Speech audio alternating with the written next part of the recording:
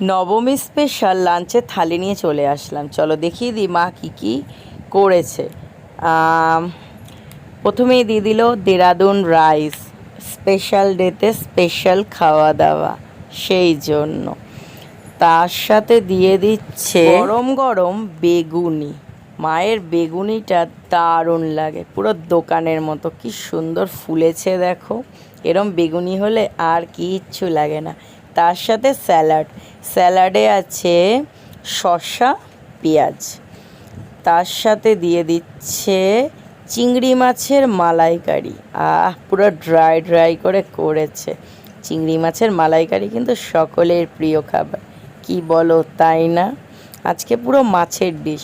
তার সাথে করেছে দই কাতলা। কালারটা শুধু দেখো, আবার কিশমিশ দিয়েছে। মিষ্টি মিষ্টি দই কাতলা খুব ভাল লাগে।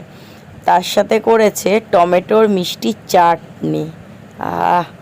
আজকে একদম জমিয়ে খাওয়া দাওয়া হবে। দারুণ ডিশ একদম।